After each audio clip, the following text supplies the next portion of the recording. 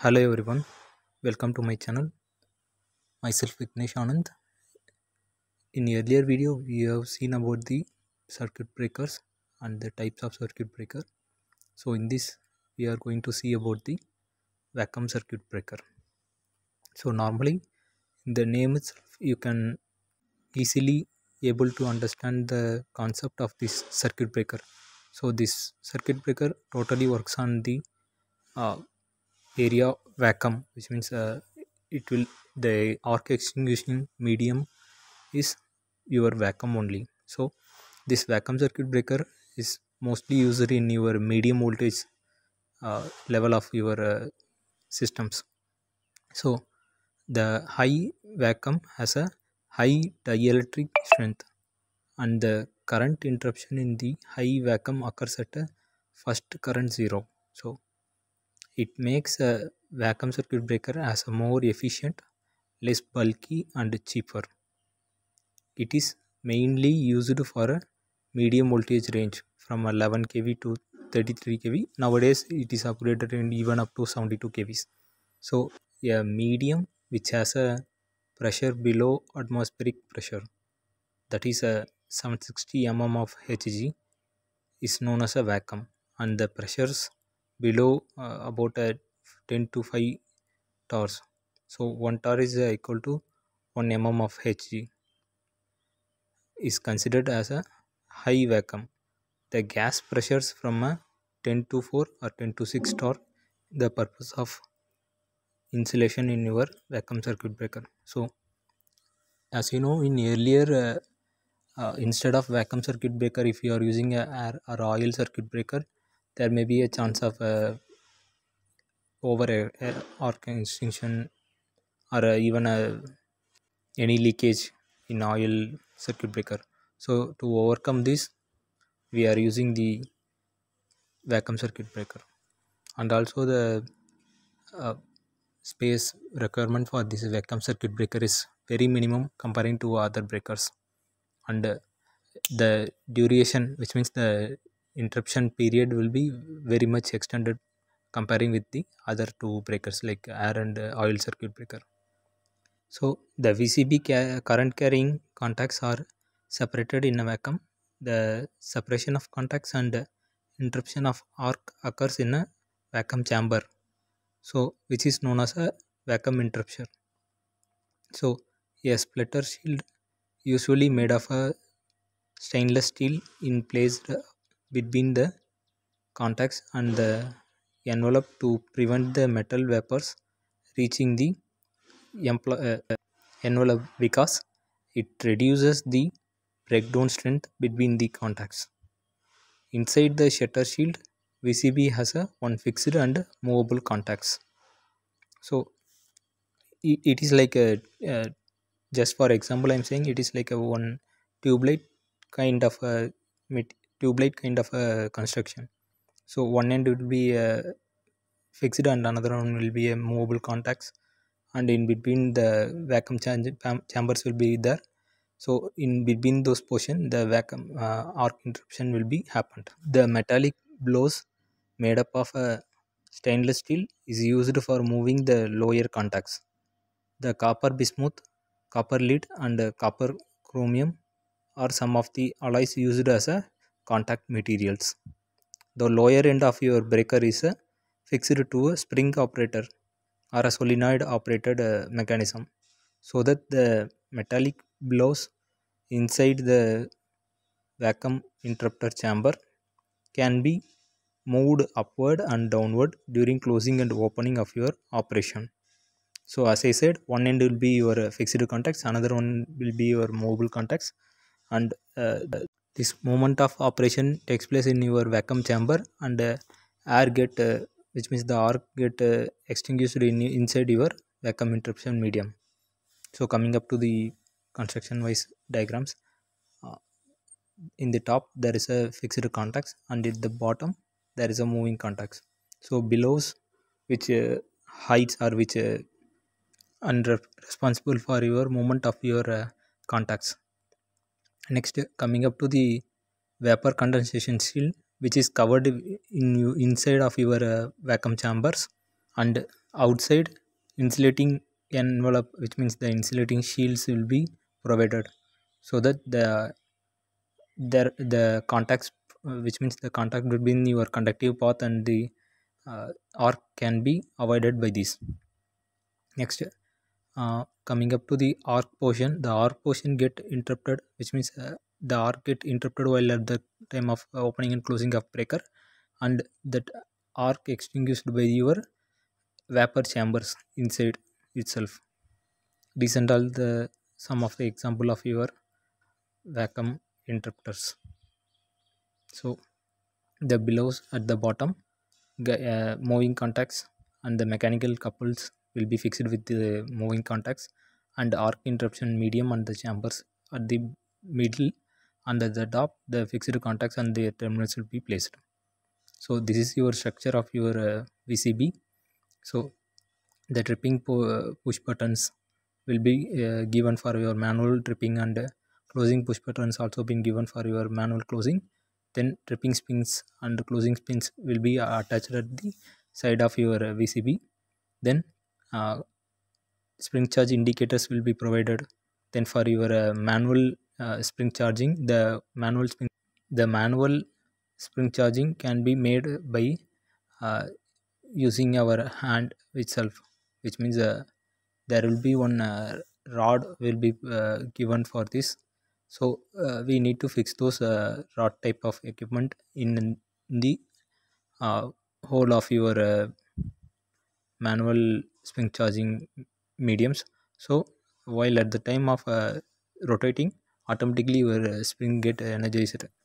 So as you know that while at the time of closing and opening, the indications will be provided physically, and that indication should be given for your SCADA systems and also for your uh, remote operations also. So for that we need auxiliary contacts, and that auxiliary contacts will be provided at your VCB itself, that will be further connected to your BCUs or any other systems for your remote operation, and also for your status checking in your SCADAs and everywhere. Next, these are all the some of examples of your VCB, which is normally seen in your substation or industrial sites. The external view, which means at the top, the outer covering of your VCB has been given, and the closed spring charged and tripped indication symbols, and also manual closing and trippings, uh, and for the racking in and racking out sections, the diagram is given. Then second one is your internal view, which is at the top right side. So it is your back side of your VCB, and as I said, the vacuum chambers, like a bulb structures chambers are being shown. The top will be your fixed contacts, and bottom there is your movable contacts. Then coming up to the bottom pictures, this is your internal structure of your VCB. In this clearly mentioned the closing levers, then auxiliary contacts, closing spring charge indications, then gear units, then tripping springs, closing springs, and tripping coils and closing coils. All the things are been given at the bottom of your picture. So these are all the main components used for your VCB operations. So if anything get fault, we need to replace it, or we need to repair those things in order to get a clear operation. This is your outer side of your VCB. Then this is your back side, which is a vacuum chamber, and fixed and movable contacts are being shown. Then coming up to the working portion, when the fault occurs in the system, the contacts of your breaker are moved apart, which means it get opened, the breaker get opened. Hence the arc is developed between them. When the current charging contacts are pulled apart, the temperature of the connecting parts is very high due to the ionization of your those things. So due to this ionization, the contact space is filled with a vapor of your positive ions which is discharged from the contact material. The density of vapor depends on the current in the arcing. Due to the decreasing mode of current wave, there is a rate of release of vapor falls, and after the current zero, the medium regains its dielectric strength. Hence, the arc does not restrikes again because the metal vapor is quickly removed from the contact zones. So, while at the time of working, normally for closing and opening, there will be arc produced in your contacts. So, in order to extinguish these arcs, we are going with this VCB model breakers. So, the arc get extinguished by this VCB, which means vacuum extinguishers. Next, current interruption in the vacuum circuit breaker. AC has a sinusoidal nature so that the current wave has a two zeros in one cycle. When this arc in current reaches its first zero, which means at the first of the dielectric strength of your vacuum rapidly built up and it interrupts the current at the first of cycle. The arc will not restrike because of very high insulating strength of your vacuum. After the current interruption at the first cycle, the metallic ions will condense against to your contact surface. The arc extinguishment and the current interruption is done in your VCBs. So this is the sinusoidal wave. As I said, the in the first half itself, the arc interruptions get extinguished by your VCB. So further it will not move, and second time the restrikings will be avoided by your vacuum interruption chamber. So coming up to the advantage parts, the VCP does not require any additional filling of oil or gas anything. Like in oil circuit breaker we need a mineral oil. For gas in the sense SF6 type of circuit breakers we need a SF6 gas. So they do not need any periodic refillings. Rapid recovery of a high dielectric strength on a current interruption that only a half cycle or a less arcing occurs after the proper contact separation. Breaker unit is compact and self-contained. They are pollution-free, non-explosive and silent operation. They provide a large number of operations and on a load or a short circuitings, suitable for a repeated operating duties. So coming up to the disadvantages part, rated voltage of a single interrupter is limited to about 36 kV. If we need, we can further use for more than 36 kV, which means we can further use for up to 72 kV. But mostly uh, these kind of breakers are used for your medium voltage level only, because the level of insulation is depend on your level of your voltage. Next, coming up to your application part, due to the short gap and excellent recovery characteristics, they are very much suitable for your high speed switching industrial operations.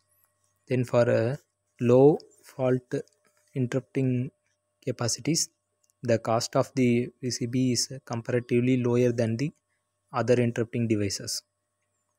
This is very much suitable for your economical, which means economically lower cost. So it can be very much suitable for your medium voltage levels, and these are generally used up to a voltage level of 72 kV. Above this voltage level, it becomes very expensive for the usage.